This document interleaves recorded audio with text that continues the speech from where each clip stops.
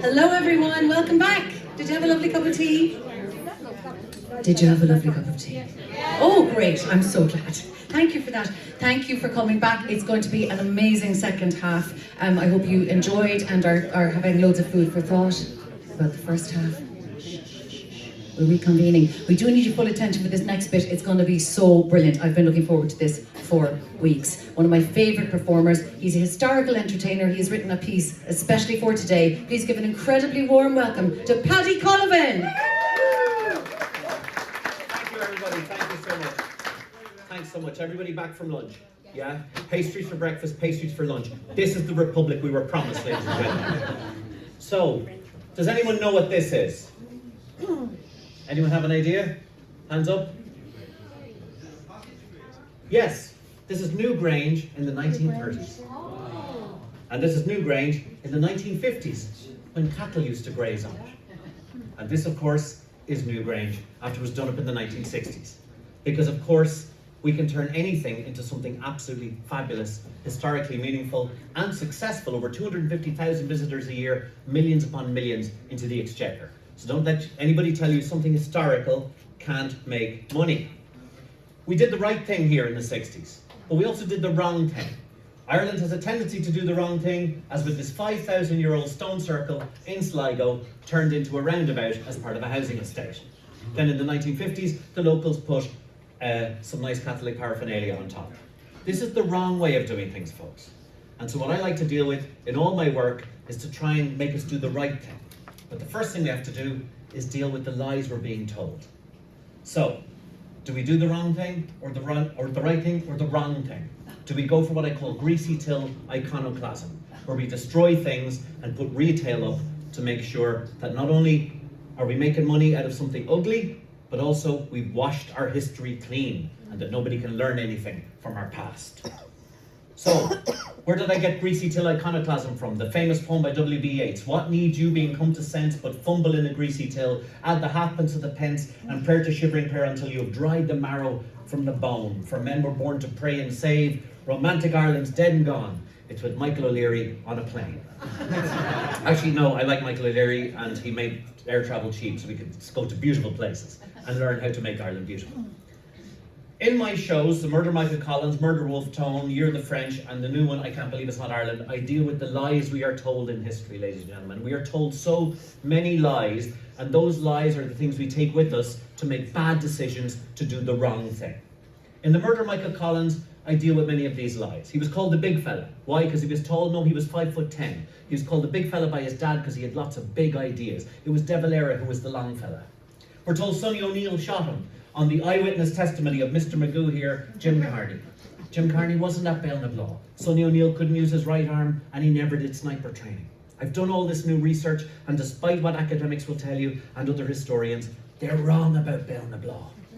But we're also wrong about many of the lies we're told about Michael Collins. Nobody knew what he looked like. This is a Pathé newsreel of Minister of Finance of Ireland, Michael Collins, giving Dáil bonds to every member of the Dáil. Everybody knew what he looked like. It was in the newsreel in the cinema. We're told he didn't know his way around a gun. This is one of the 21 handguns he owned. This is the one he gave to Erskine Childers that got Erskine killed. He did rifle training in 1915 with the Irish Volunteers in London before he came back for the 1916 Rising. We're told he was drunk at Bellinablaw, even though he had a meeting at 9:30 that night to resolve the Civil War. But worst of all, we have the defamatory stuff about Michael Collins, especially by the man who was there to protect him, a man called Emmett Dalton. He was meant to be his bodyguard on the day. Somehow 25 guys and a bodyguard go into the Valley of Death and only one man dies, the most important man in Irish history.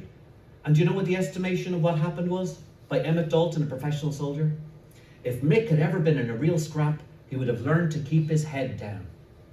Wow. You're right, because Michael Collins was never in a real scrap, was he? Oh, wait a minute.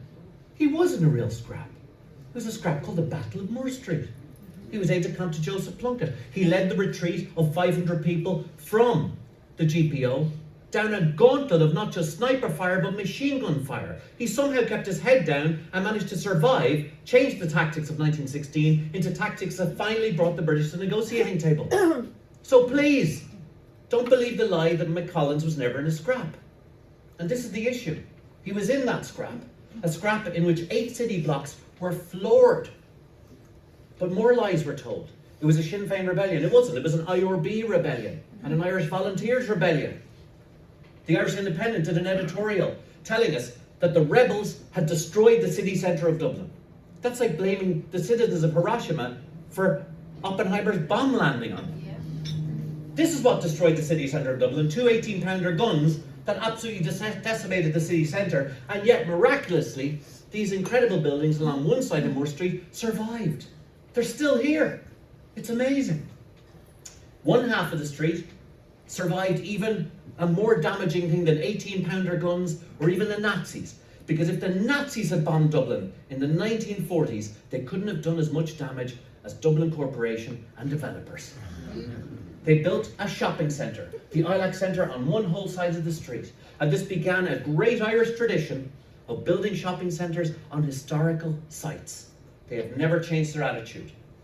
Dublin, made beautiful in the 18th century, yes, by the unfair Protestant ascendancy, all based out of the Parliament on College Green. A Parliament with 300 men running the place, most of them landlords. Imagine that. A Parliament in Ireland made up of landlords. Some of whom own maybe 11 apartments, but still do the rent-a-room scheme in the house, keeping students under the sink. In Mullingar. It's ridiculous. But they were incredibly enlightened people in another way. The money and the taste that they brought to this city was incredible. The development of Luke Gardner gave us these marvellous streets around us, what's known as Gardner's Dublin. But all of these are gone. Marvellous, beautiful, Summerhill. The destruction started in 1950 around Kildare Place, right beside the Dáil. Perfectly fine houses, not slums. Perfectly fine Victorian buildings, demolished to make way for office blocks. But the demolishing wasn't all on the developers or the anti-historical side. There was also the blowing up of Nelson's Pillar, which I'm sorry to say to all you Republicans here, was a vicious act of vandalism, pointless. You could have just taken Nelson off the top and put Pearse on top of it and called it Pearse's Pillar. In the 1980s, this was what Dublin looked like. People say Dublin's an awful place now. Try 1985, folks. North Great George's Street was where my family moved in 1981. This is me growing up right round the corner on the street. This is the house my parents saved. This house was worth the same money in those days as a 2 up, 2 down in Temple Oak.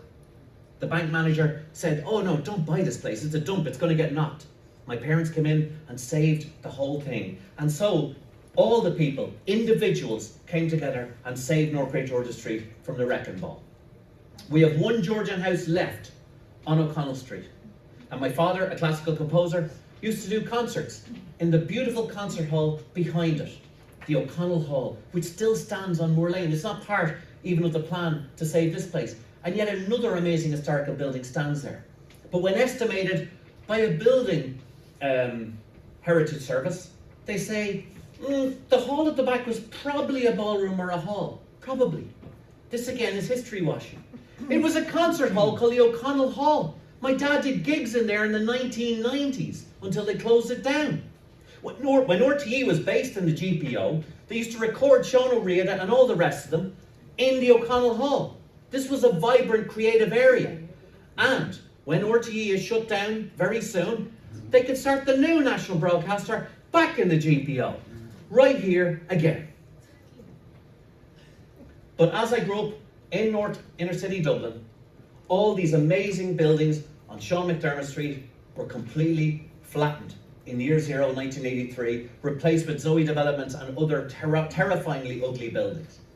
I was so obsessed with it in NCAD, I decided to rebuild some of these streets to find out what was there and to show how enlightened aliens coming here 3,000 years from now could rebuild Georgian Dublin from the ruin we had made of it.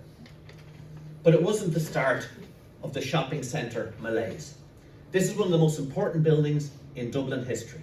Frascati House in Blackrock, the home of Lord Edward Fitzgerald, the first leader of the IRA, the Irish Republican Army of the 1798 rebellion.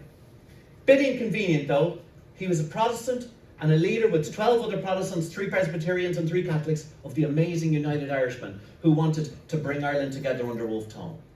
He was from the richest family in Ireland, the Duke of Leinster. Leinster House was their city home. Carton House was their country house. Frascati House was the summer house along the coast.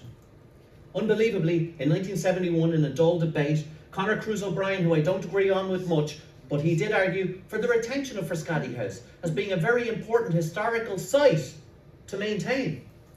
Noel Lamass, son of Sean Lamass of Fianna Fáil, argued that Frascati House was of no historical value whatsoever. And that's why, in the 80s, it was demolished to make way for Roach's stores, then the Frascati Centre, and now the fully done up Frascati Centre, where there's only just a plaque to remember who was born there. Shopping centres once again taking place. We got rid of the Brits and brought in Debenhams.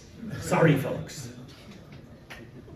Sadly now, the only memorial to Lord Edward Fitzgerald is this awful painting of him on the Lord Edward pub. I'm sorry, folks, I know an amateur painter might have done it, but he's not the handsome guy he should be there. And why does he have 6 fingers on each hand? Jesus Christ. Very hard for us Cementi AD to walk down the road, but getting our chips and burdocks, having to look at this. We obviously didn't hire an art student, that's all I know. And why does he have a rat's tail? Although that is pretty in now at the moment. He looks like a member of the Mary Wallopers.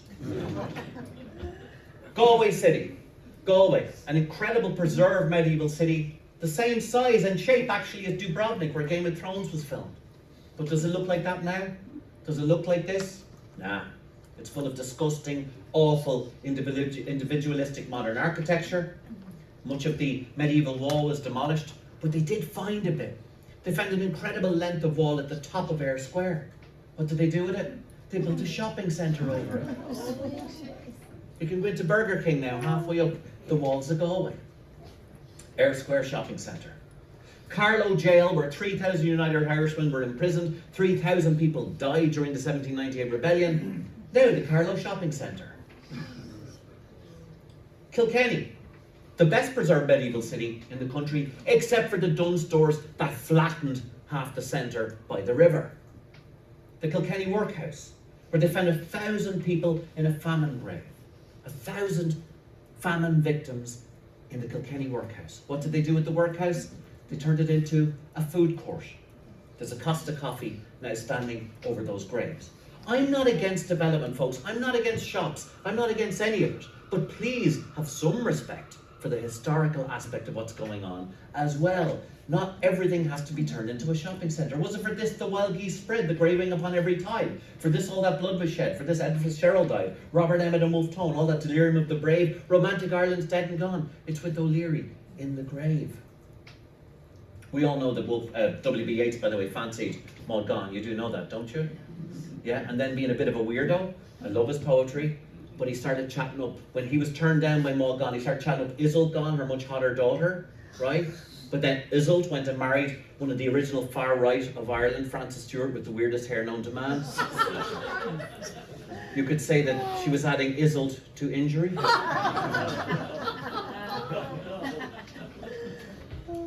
In my new show, I Can't Believe It's Not Ireland. A much harder sell, by the way, than the murders of our patriots. I don't know what's going on with this negative thing the Irish have. I'm looking optimistically at a future United Ireland in 2032. Because what we need, folks, is vision. And what we saw today on this stage, and with that magnificent slideshow, the projected idea of what you guys want to do with Moore Street, is a vision. We need to have vision, folks. We need to see a future. In this show, I imagine Ulster says yes in 2030. And we have a United Ireland in that time. We have a new capital in Athlone. Sorry, folks, but you're never going to get these two people to agree to go to either parliament. We have to have a brand new capital. We have to give something as well, folks. This will be our new parliament building on the Shannon with 250 MPs, 15% of which will be unionists holding the balance of power. We will have Owen scrapers all along the Shannon to house our people. We might even, I know, folks, it's hard in a Republican room to say this, we might have to bring back an Irish monarchy. I know, powerless but symbolic. Anything to stop the entire cast of the Dragon's Den running for president again, folks. Anything. We may have to have orange marches and celebrate the 12th of July as a national holiday in Ireland. And why not? The one thing I like about Orangism and about celebrating the 12th of July is that it's a historical date. Unionists know that 1690 was the date of the Battle of the Boyne. In the South, many people think 16.90 is a normal price to pay for a burger in a pub. And so, we must respect everybody's history, respect everybody's traditions, but also respect all of their historical sites. Remember New Grange. Down the river is the wonderful Battle of the Boyne Visitor Centre. This is the battlefield site where William of Orange defeated King James. This is a holy grail for Unionists in Ireland, which we very happily have built for the battlefield site that is cherished by the Unionist tradition in Ireland. But we must also cherish all the battlefield sites of the nation equally, folks. We can't just say, oh, it's great to remember the Battle of the Boyne, but we must hide away the whole Moore Street battle because we don't like the politics of it. All of this stuff happened, and it must all be remembered and celebrated. Millions and millions of tourists will come to this place to see what went on and what happened. But they won't come along if it's just another bland development like this. I mean, I love the way they just put signage here. It doesn't mean anything. And taking the meaning out of this country is how successive people have kept people passive, uninterested in their history, and happy to accept ugliness and mediocrity where greatness and knowledge should do. We have that vision, folks. It's here, it's ready to go. We must cherish it, and we must fight for it. And, you know, if we went by the law, well then we could just walk away now, pack our things and go home. But that's not what the people of 1916 did, is it? No, they registered their protest most voluminously and said we need to change things. And in this regard, I'm not looking for a second 1916 rebellion right now, but we need to be able to say sometimes the law is an ass, folks. Yeah. And sometimes we have to change it and go past it. My shows will continue.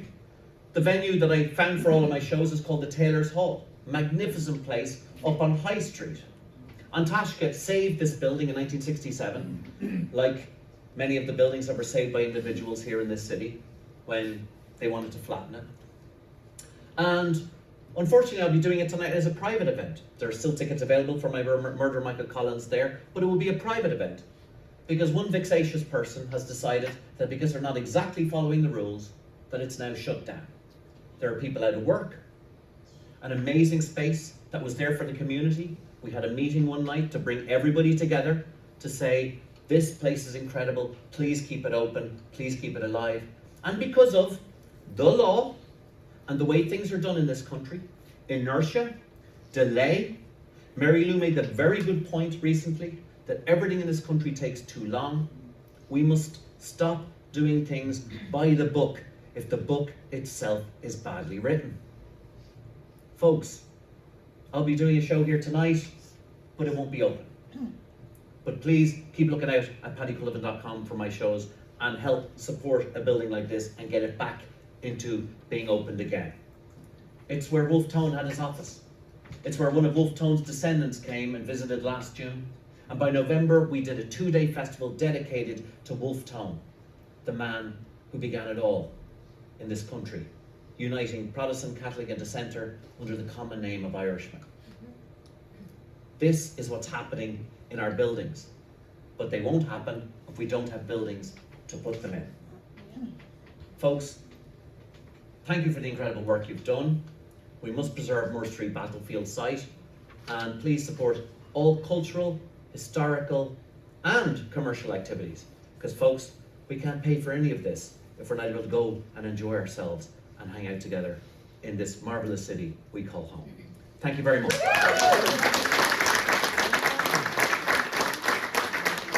Paddy Cullivan. Keep looking out for him on paddycullivan.com. Paddy, when are your next shows tonight? Any more? Tonight. Any more coming up soon? Thousands. Thousands coming up soon. June 28th for the United Ireland one. I really need your support with that. June 28th, United Ireland one. Hooray! Paddy Cullivan! Disrobing as he goes. You can come to the stage. So